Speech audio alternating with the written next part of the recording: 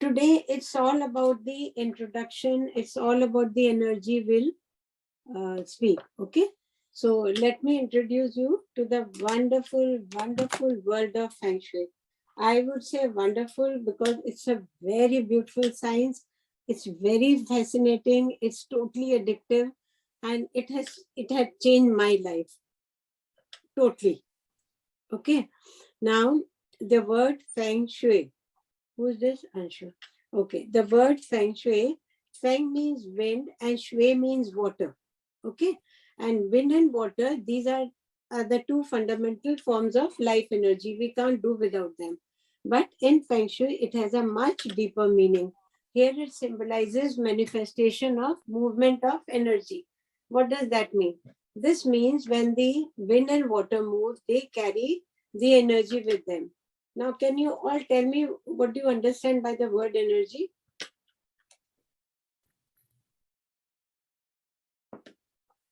What's energy according to you all? Strength, vibes. Sorry?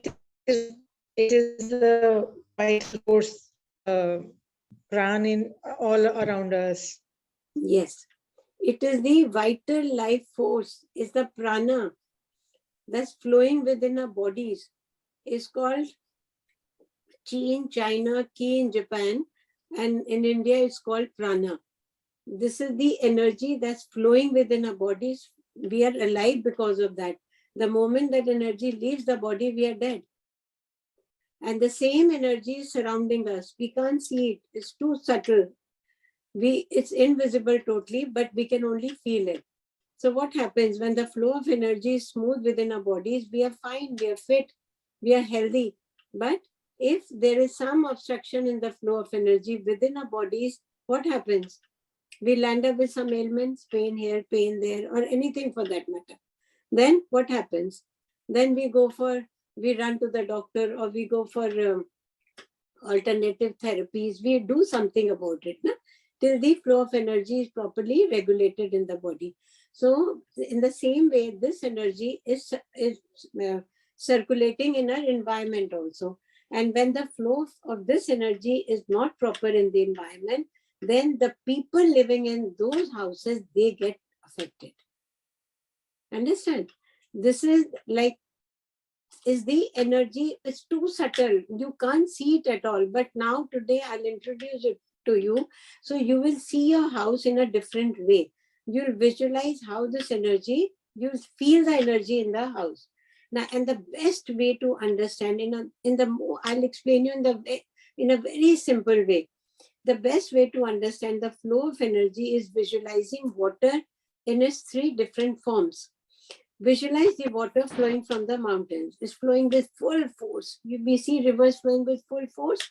They have a lot of energy, and they flow with energy, but wherever they reach, they bring destruction. They carry energy with them, but the energy that they carry is not productive. It is destructive because it is too strong. It is forceful. So wherever it goes, it brings destruction. Now you visualize a river flowing from the mountains, which is softly meandering, coming around, say, from the mountains. We see rivers flowing in a meandering way. So they carry the silt along the coast. They are very nice. And the moment they reach the earth, they become very productive because they have carried the silt along with them. So the farmers, they sow do their cultivation and all. Now, this form of water is very productive because the energy that it is carrying is very productive because it's flowing in a soft, meandering way. Now, the same water, when it keeps flowing and it gets stuck in a puddle, what happens? It gets stuck in a puddle, in a pool. It becomes stagnant. It becomes stagnant. It can't move further. So what happens? That area becomes a malaria. Malaria means breeding of mosquitoes and mosquitoes. It's malaria, right? So it's the same energy. The first form of energy was too forceful. The second form of energy, the water that was carrying, was very productive because it was soft and meandering, flowing in a soft and meandering way. And the third one totally became stagnant because it couldn't move further. Right? Now, when we the mouth of a, now when we look into a house, the gate, the door of the house, it is known as the mouth of the house. Why? Because the entire the energy, that the energy flows from there. We step into the house. It's the source from where all your good luck flows. All your, it's like, your good luck, your good energy is flowing in the house, right? Now, this energy is very powerful because this is cosmic energy, same vital life force that has to, once it enters, it has to nourish us. We get nourishment from our immediate environment where this energy is.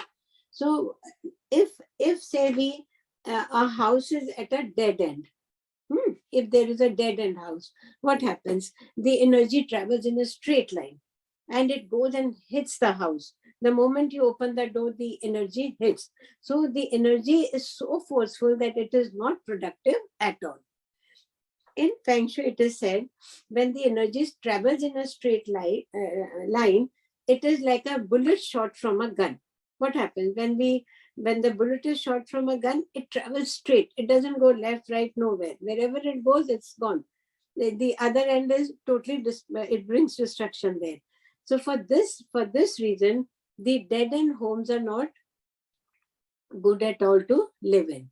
Even in the same way, if we live in a multi-rise building and say on each floor, there are many flats on each floor, and if there's a long corridor and you open the door if say your door is at the end of the long corridor, what happens? The energy again travels in a straight line. So even those flats are not very productive. But Feng Shui has a lot of remedies to give, see, because everybody is living in these kind of houses, and you can't tell them to vacate the house. So the best way to, when the energy is traveling in a straight line, we need to soften it. How do we do it? We, in the corridors, we can keep plants on either side in a zigzag manner so that it starts moving in a meandering way. So it will not hit the house direct. Or you can have say a circular doormat at the entrance. So that will also help the energy to again meander. Or you can have a mirror outside. So mirrors also help, the energy gets reflected in the mirror, it stops there. Again, it takes a different route. Idea is not allow the energy to hit the house straight. Okay. These are also called poison arrows. Anything which is hitting the house is like a poison arrow because the energy it carries is not productive at all. Now, say the energy is entered into your house. So for this, we need to have the furniture that we have in the house. It should have nice rounded edges. We shouldn't have any artifact which is pokey, which is spiky, anything that is cutting through this cosmic energy. See, we can't see. See, when we have a small child also in the house, we are so careful, the sharp corner should not hit the child. And we are so careful with the kids also. But imagine this cosmic energy which has entered the house to nourish you. If that gets, if that is with the sharp edges and all, that also gets weakened.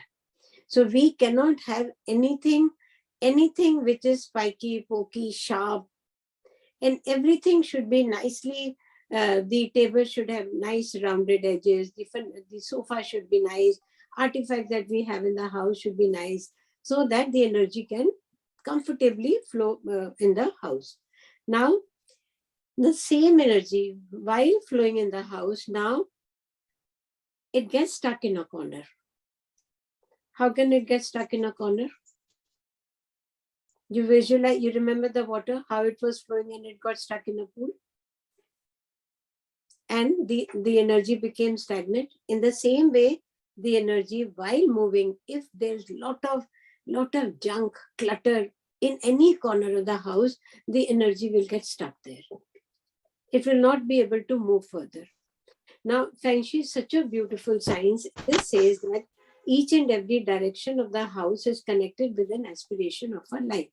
See, supposingly it is the southwest corner, which is connected with the marriage, and the energy has got stuck there. What will happen to a marriage then? Marriage will be stuck and unhappy marriage. Unhappy marriage. If it gets stuck in the wealth corner, the Wealth will flow will also get affected.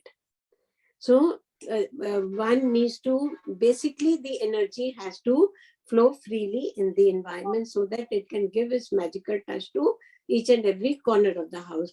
Now for this, we need to declutter our house. This is first condition. When I learned it from my master said the first thing you need to go when you go back to India is declutter your house. If you don't declutter, you will not get any result from this science. Now, how do you declutter? What all do we collect? Remove old newspapers, broken stuff, Broken stuff, newspapers, things which are not working anymore. not working, toiletries are there. There's so many things. We So like humans, expired medicines and all those also call for it.